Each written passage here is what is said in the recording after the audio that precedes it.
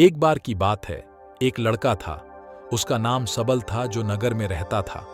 वह अपने जीवन से बहुत निराश था। उनकी निराशा का कारण यह था कि वह अब तक अपने जीवन में कुछ नहीं कर रहा था। उसके माता पिता उसे ताने मारते थे कि आपके सभी मित्र कुछ न कुछ कर रहे हैं, लेकिन आप अभी भी घर बैठे हैं। दोस्तों के बीच भी अक्सर उनका मजाक उड़ाया जाता था। वह कहीं जाता तो लोग उससे पूछते कि आप क्या कर रहे हैं। उसे यह बताने में भी शर्म आ रही थी। वह कुछ नहीं कर रहा था। धीरे धीरे उसने रिश्तेदारों से मिलना जुलना कम कर दिया और लोगों से मिलना भी बंद कर दिया। वह ज्यादातर समय घर पर ही रहता है। वह अकेला रोता है और भगवान को कोसता है और अपनी किस्मत को दोष देता है। अब उसे अपना जीवन बोझ लगने लगा था। कभी कभी वह सोचता कि कब वह कुछ करने के योग्य बनेगा, और फिर वह सोचता कि जिंदा रहने से अच्छा मर जाना है। एक दिन वह अपने नगर की एक गली से गुजर रहा था। तभी उसने देखा कि एक उपदेशक दुःख और परेशानियों पर उपदेश दे रहा है। वह भी उसी भीड़ में सबसे पीछे बैठ गया और गुरु के प्रवचन सुनने लगा। उपदेशक कह रहा था, दुख एक शिक्षक की तरह है जो हमें जीवन की सच्चाई दिखाता है और हमें जीने का सही तरीका सिखाता है। आप चाहें तो जिंदगी जीना भी सीख सकते हैं। गुरुजी उपदेश दे रहे थे कि तुम चाहो तो कुछ भी हासिल कर सकते हो, और अगर चाहो तो एक कोने में बैठकर रो सकते हो। इन सभी बातों को सबल ध्यान से सुन रहा था, लेकिन शिक्षक की यह बातें पसंद नहीं आई। उसने खड़े होकर कहा कि कुछ भी सिखाने से दुख दूर नहीं होता। इसमें केवल दर्द होता है। दुख की पीड़ा अनंत है। ऐसा लगता है कि इसके बाद कुछ होने वाला नहीं है। इससे कुछ भी फर्क नहीं पड़ता है। इसके सामने तो मौत भी छोटी लगती है। उपदेशक ने कहा, फिर तुम्हारा दुख क्या है? सबल ने उसके सामने अपनी सारी व्यथा सुनाई और पूछा, मेरे दुख का कोई उपाय है तुम्हारे पास? यह सुनकर शिक्षक मुस्कुराए और बोले, तुम उस दिन मेरे पास आओ जब आपके जीवन में वास्तविक दर्द हो। मैं आपकी समस्या का समाधान अवश्य करूंगा। यह कहकर गुरु वहां से चला गया। सबल ने सोचा, कहीं मेरा दुख नकली तो नहीं है? क्या मैं जिस दर्द से गुजर रहा हूं वह नकली है? मेरा दुख कोई नहीं समझ सकता। जब माँ बाप नहीं समझते तो गुरु क्या समझेगा? उनके दुखों से व्यथित होकर सबल ने एक फैसला लिया कि अब वह कुछ करेगा। सबल ने एक छोटा व्यवसाय शुरू किया, पर उसे सफलता नहीं मिल रही थी। लेकिन उसके घर वाले पूछते हैं कि क्या वह कुछ कोशिश कर रहा है? वह अपने व्यवसाय में लगा रहा और धीरे धीरे उन्हें सफलता मिलने लगी। फिर उसने गति पकड़ी और केवल 3 साल के अंदर ही वह एक बड़ा बिजनेसमैन बन गया। अब सबल के आसपास ऐसे कई लोग थे जो उसकी परवाह करता था, जो उससे प्यार करता था। अब उनके परिवार के सदस्य भी उसकी तारीफ करते नहीं थक रहे थे। दिन ब दिन उसके मित्रों की संख्या बढ़ती जा रही थी। अब वह अपनी जिंदगी से बहुत खुश था। उनके कुछ दोस्तों ने उन्हें सलाह दी कि जब आप एक बड़ा बिजनेसमैन बनकर बहुत खुश हैं, तो सोचिए आपको कितनी खुशी होगी अगर आप इस शहर और इस राज्य के सबसे बड़े बिजनेसमैन बन जाते हैं। कितने लोग आपसे जुड़ना चाहेंगे, आपकी कितनी बड़ी ख्याति होगी, और स्वयं राजा भी आपसे दोस्ती करना चाहेंगे और जरूरत पड़ने पर ही आपसे पैसे उधार लेंगे। दोस्तों की यह बात सबल के मन में घर कर गई। अब वह और पैसे कमाने की कोशिश करने लगा, लेकिन उसे यह सब बहुत ही जल्दी चाहिए था। वह समय बर्बाद नहीं करना चाहता था। उनका अधिकांश समय इन चीजों को प्राप्त करने में गलाने लगा। इसलिए वह ऐसे काम करने लगा जो सही नहीं था। उसने बड़ा उधार लेना शुरू कर दिया। उसके दोस्तों से पैसे की मात्रा और अधिक मुनाफा कमाने के लालच में वह अपने माल में मिलावट करने लगा। उसने अन्य व्यापारियों के खिलाफ भी साजिश रची और उन्हें डराया धमकाया। जैसा उसके दोस्त कहते थे वैसा ही करता था। वह इन तरीकों से ज्यादा पैसा कमा रहा था, पर अब उसके जीवन में पहले जैसा चैन न था। उनके मन की शांति गायब हो गई थी और वह रात को सो नहीं पाता था। वह हंगामे में रहता था। वह सब कुछ पाकर भी उन्हें किसी चीज में सुख नहीं मिल रहा था। एक दिन सबल अपनी गाड़ी में कहीं जा रहा था। तभी रास्ते में उन्हें उपदेशक का आश्रम दिखाई दिया। वह रुका और गुरु के पास जाकर बोला, संत, आपने मुझे मेरे पास आने के लिए कहा था। जब मेरे जीवन में सच्चा दुख आता है। अब मैं बहुत दुखी हूं कि मेरी नींद हराम हो गई है। मुझे कहीं भी शांति नहीं मिल रही है। इस प्रकार सबल ने अपनी सारी समस्याएं गुरु को बता दी। गुरु ने कहा, जब तुम पहली बार मुझसे मिलने आए थे तब भी तुम किसी दुख में थे। आपने उस दर्द से क्या सीखा?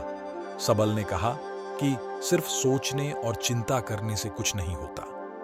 आपकी दृष्टि को सच करने के लिए यह कार्रवाई करता है, और सिर्फ काम करने से कुछ नहीं होता, परिणाम भी मिलना चाहिए। जब आपको लगता है कि आपका लक्ष्य हासिल नहीं होने वाला, तब राह में चाहे कितनी भी मुश्किलें आ जाएं, मन कितना भी निराश क्यों ना हो, कितना भी लगता हो कि अब कुछ नहीं होने वाला है, तभी विश्वास करें, मैं जो भी कर रहा हूं उसमें अवश्य सफल होऊंगा। खुद पर ध्यान दो, लोगों पर नहीं। लोग केवल सफल लोगों का सम्मान करते हैं। कोई कितना भी अच्छा क्यों ना हो, वह हमेशा लोगों की नजरों में बोझ बने रहते हैं। यह सब सुनकर उपदेशक मुस्कुराया और बोला, जब आपके पास है तो यह वास्तविक दुख नहीं है। अपने जीवन में वास्तविक दुख आए तब मेरे पास आओ, मैं उसे ठीक कर दूंगा। सबल ने जाते समय साधु को सोने के सिक्कों से भरा घड़ा भेंट किया। घड़े को देखकर गुरु ने कहा कि यह मेरे किसी काम का नहीं है। उस पेड़ के नीचे गड्ढा खोदकर गाड़ दो। सबल ने घड़े को पेड़ के नीचे दबा दिया, जैसा कि गुरु ने बताया, और वहां से चला गया। कुछ दिनों से कारोबार ठीक चल रहा था, लेकिन व्यापार के गलत तरीके के कारण धीरे धीरे उसे व्यापार में घाटा होने लगा। उसकी सारी दौलत धीरे धीरे खत्म होने लगी, और एक दिन ऐसा भी आया जब उसके पास कुछ भी नहीं बचा और उस पर कर्ज का बोझ चढ़ गया था। परंतु वह निश्चिंत था, क्योंकि उसने अपना सारा कर्ज अपने दोस्तों से लिया था। उसने सोचा कि उसके दोस्त बुरे वक्त में उनके साथ खड़े रहेंगे, लेकिन ऐसा कुछ नहीं हुआ। जैसे ही बुरा वक्त आया, दोस्त पहले उससे कर्ज मांगने लगे। अगर उसने कर्ज नहीं लौटाया, उन्होंने उसे जान से मारने की धमकी भी दी। उनके सभी शुभचिंतक और प्रियजन उससे दूर हो गए। उसके दोस्त, जो उसके साथ मस्ती किया करते थे, अब उससे दूर भाग रहे थे। उसका परिवार उसकी गलतियां और कमियां गिनने लगा। उनकी सारी संपत्ति नीलाम कर दी गई और उसके पास कुछ भी न बचा। जब उसने अपने पिता से मदद मांगी, पिता ने कहा कि मेरे पास थोड़ी सी संपत्ति है, मैं तुम्हारी माँ को क्या कहूँगा अगर मैं तुम्हें दे दूँ। यह संपत्ति हमारा अंतिम उपाय है। सबल के मन में गहरा दुख छा गया। उसके आसपास कोई नहीं था जो उनके दुख को समझ सके, जो उसे संभाल सके। जनता के इस विश्वासघात के कारण वह अंदर से टूट चुका था। वह सोचने लगा कि अब जीने का क्या मतलब है, अब मौत ही मेरा सहारा है। वह आत्महत्या करने के लिए पहाड़ी पर जा रहा था। तब से उसे याद आया कि उस शिक्षक ने उससे कहा था, मेरे पास आओ जब तुम्हारे जीवन में वास्तविक दुख हो। सबल गुरु के पास गया और अपनी सारी व्यथा सुनाई। आंखों में आंसू लिए उसने कहा, हे गुरुजी, मेरे दुख का निवारण कीजिए। गुरु ने कहा, जब जीवन में असली दुख होता है तब मेरे पास आ जाना, मैं इसे जरूर ठीक करूंगा। सबल ने कहा कि ये क्या हो रहा है, मेरी जिंदगी में अभी दुख नहीं है, तो आखिर असली दुख क्या है? गुरुजी ने सबसे कहा कि पहले आप मुझे बताओ, आपने अपने दुख से क्या सीखा? सबल ने कहा कि मैंने वह सीखा, जो लोग हमारे जीवन में आते हैं वह हमारी सफलता और प्रगति के कारण वो हमें धोखा जरूर देंगे, क्योंकि बुरे समय में वे हमारे साथ नहीं खड़े होंगे। वे अच्छे समय में ही हमारा फायदा उठाएंगे और बुरे समय में हमें छोड़ देंगे। उन लोगों पर ही भरोसा करें जो हमारे बुरे समय में हमारे साथ खड़े रहते हैं। लेकिन ऐसे लोग बहुत कम होते हैं, लेकिन जिनके पास है उन्हें उनकी सराहना करनी चाहिए, उनका अपमान नहीं करना चाहिए। मैंने कभी भी किसी के खिलाफ साजिश नहीं रखना चाहिए। अपना काम ईमानदारी और धैर्य से करें और कभी लालची मत बनो। अपने सारे दुख दर्द और अनुभव बयां करने के बाद सबल गुरुजी के सामने आंखों में आंसू लिए बैठ गया। कुछ देर बाद साधु उठे और पेड़ के नीचे एक गड्ढा खोदा और घड़ा निकाल लिया, जो सोने के सिक्कों से भरा हुआ था। उसने सबल को देकर कहा, मेरे पास आओ जब तुम्हारे जीवन में वास्तविक दुख हो। सबल ने अपने शिक्षक को धन्यवाद दिया और उसे प्रणाम करके चला गया। उस पैसे से उन्होंने एक छोटा सा व्यवसाय शुरू किया। अब वह छोटा व्यापारी बनकर भी खुश हैं। उन्होंने पूरी लगन और ईमानदारी से कारोबार किया। जल्द ही वह अपने शहर का एक बड़ा व्यापारी बन गया। उनका जीवन सुख सुविधाओं से भरा हुआ था। लेकिन कोई कितना भी अच्छा क्यों न हो, लेकिन जीवन में दुख आता है तो सबल के जीवन में भी दुख आते थे। अपने माता पिता की मृत्यु के रूप में वे दोनों एक ही दिन मर गए। सबल अपने माता पिता से बहुत प्यार करता था, इसलिए उनके निधन से उन्हें गहरा सदमा लगा। वह शवों को ले गया, दोनों को श्मशान घाट ले गया, जहां अंतिम संस्कार किया गया। वहां उसने अपने माता पिता का शव जलता हुआ देखा तो उनका मन बेचैन हो उठा। उसके मन में कई सवाल उठने लगे। वह घर वापस आ गया, इसलिए उसने अपने माता पिता के घर और संपत्ति को देखा, जिसके लिए उनके पिता हमेशा लड़ते रहे। आज जो छूटा पड़ा है, जिन्होंने इसकी देखभाल की, इसके लिए लड़ने वाले इस दुनिया से चले गए। उसके पिता ने जो कुछ कमाया वह सब यहीं रह गया। एक दिन पहले तक उसके पिता मारपीट करते थे किसी के साथ उसकी संपत्ति के लिए। आज वो खुद इस दुनिया से चले गए। उसका मन ऐसे अनेक विचारों के बवंडर में था। वह अंदर से अकेला और डरा हुआ महसूस कर रहा था। वह खाली महसूस कर रहा था। उसे लगा कि कुछ है, वह समझ नहीं सका। इसलिए वह गुरु के पास गया। उसे देखकर गुरुजी ने कहा, क्या जीवन में कोई दुख है? सबल ने कहा, वैसे तो जीवन में कोई दुख नहीं है, सब कुछ अच्छा चल रहा है, लेकिन आज मेरे माता पिता का देहांत हो गया है। मैं इस घटना से बेहद दुखी और परेशान हूँ। गुरुजी ने कहा, इसमें दुखी होने की क्या बात है? एक दिन सबके अपनों को मरना है। कोई न कभी जिया है और न कभी रहेगा। एक दिन तुझे भी मरना है। शायद तुम कल ही मर जाओगे, या आप आज भी मर सकते हो। सबल ने कहा, क्या कह रहे हो गुरुजी? मैं भी मर जाऊंगा, लेकिन मैं अब भी जवान हूं। गुरु ने कहा कि सब जी रहे हैं इस भ्रम में कि मृत्यु केवल दूसरों को आती है, बड़ों के पास ही आती है। लेकिन जवान और बूढ़े मर जाते हैं, बच्चे मर जाते हैं। मौत का उम्र से कोई लेना देना नहीं है। यह सभी को प्रभावित करता है। मास्टर जी की ये बातें सबल के मन में घर कर गईं और वह चुपचाप चला गया। लेकिन उसका मन अभी भी बेचैन था। वह खाली महसूस कर रहा था। वह सारा दिन अपने बारे में ही सोचता रहा कि वह कौन है, वह इस दुनिया में क्यों आया है, क्या जीवन का लक्ष्य केवल चीजों को खाना और मरना है? ऐसे कई सवाल उसके दिमाग में लगातार उठ रहे थे, लेकिन उन्हें अपने किसी भी सवाल का जवाब नहीं मिल रहा था और उसका दुख दिन ब दिन बढ़ता ही जा रहा था। इसलिए कुछ दिन बाद वह फिर से गुरुजी के पास पहुंचा और बोला, हे स्वामी, मैं बहुत दुखी हूं, क्योंकि मैं यह नहीं जान पा रहा हूं कि मैं कौन हूं और मैं इस दुनिया में क्यों आया। यह सुनकर गुरुजी मुस्कुराए और बोले, आज आपके जीवन में पहली बार सच्चा दुख उत्पन्न हो गया है। यह वास्तव में दुख कहलाने के लायक है। हम नहीं जानते कि हम कौन हैं, हम क्यों आए हैं, क्या करें, कैसे करना है। सबल ने अपने गुरु से कहा कि उसकी दुर्दशा दूर करो। गुरु ने कहा कि हम सभी इंसान हैं, जीवन भर संग्रह करते रहते हैं। सबल ने कहा कि सभी इंसान जीवन भर धन, सम्मान, परिवार, प्रतिष्ठा, मित्र, शत्रु आदि जमा करता है। गुरु ने पूछा, क्या हम एकत्रित की गई चीजों में से कुछ भी अपने साथ ले जा सकते हैं? सबल ने कहा, कोई भी इंसान अपने साथ कुछ भी नहीं ले जा सकता, वह सिर्फ अकेला ही जाता है। मेरे माता पिता भी अपने साथ कुछ भी नहीं लेकर गए। सब कुछ, धन संपत्ति, वैभव, सब कुछ यहाँ पर छोड़ कर गए।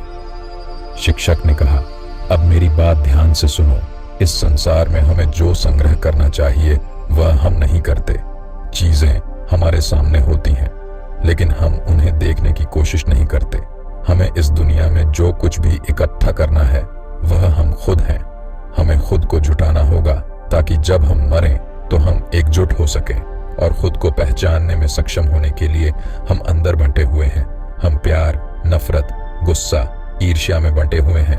क्रूरता, धन, स्थिति, प्रतिष्ठा, सम्मान, पहचान, धर्म, जाति, सैकड़ों हजारों ऐसी चीजों और इच्छाओं में हम विभाजित हैं और टुकड़ों में जीवन जी रहे हैं। इस विभाजन के कारण हमारी चेतना कभी एक नहीं हो सकती। हमारी चेतना शक्ति बिखरी हुई है, इसलिए हमारे पास इतना समय नहीं है, इतनी ऊर्जा नहीं कि हम मुड़ सकते हैं और अपने भीतर देख सकते हैं। वास्तव में धन, सम्मान और सुविधाओं का अभाव, लोग इसे दुख समझते हैं और जीवन भर के लिए जो दुआ कहकर रोते रहते हैं और समाधान खोजने का प्रयास करते रहते हैं, उन्हें अपना समाधान कभी नहीं मिलेगा, क्योंकि जिसे लोग दुख कहते हैं वह वास्तविक दुख नहीं है, यह सिर्फ एक आदमी की इच्छा है। उसकी इच्छा कभी पूरी नहीं होती, इसीलिए व्यक्ति को कभी उनके प्रश्नों का समाधान नहीं मिलता। इसलिए इन सब से परे यदि आप अपने दुखों का अंतिम समाधान चाहते हैं तो सबसे पहले खुद को समेटो, इस दुनिया से अपनी ऊर्जा वापस ले लो और इकट्ठा करो। अपने आप पर ध्यान केंद्रित करो, स्वयं पर ध्यान दो। अपने मृत्यु से पहले अपने आप को जानने की कोशिश करो, बिखरो मत। सबल ने कहा, तो गुरुजी, क्या हम इस संसार को छोड़ दें? हमारी सभी इच्छाओं को मार देना चाहिए। किसी से प्रेम नहीं करना चाहिए, धन संग्रह नहीं करना चाहिए, सम्मान की आशा छोड़ देनी चाहिए। शिक्षक ने कहा कि भावनाओं और इच्छाओं ऐसे बिखरे हुए मनुष्य में से निकल आओ, जैसे कोई पत्थर पहाड़ से गिरे जिस पर पर्वत का कोई वश नहीं है सिवाय देखने के। परेशान होना और कुछ खोना वैसे ही बिखरे हुए मनुष्य की इच्छाएं बेकाबू और दर्दनाक हैं। उसका अनियंत्रित मन इच्छा करता रहता है और कल्पना करता रहता है और यह दुख देता है। लेकिन जब एक व्यक्ति अपने मन को एकत्र करता है तो वह जो कुछ भी करता है वह उसके नियंत्रण में होता है। फिर उसकी इच्छा से इच्छाएं भी उत्पन्न होती हैं। सबल ने कहा कि आपने मेरे असली दुख का समाधान कर दिया। आपका बहुत बहुत धन्यवाद। अब से मैं खुद को समेटने, खुद को तराशने की कोशिश करूंगा।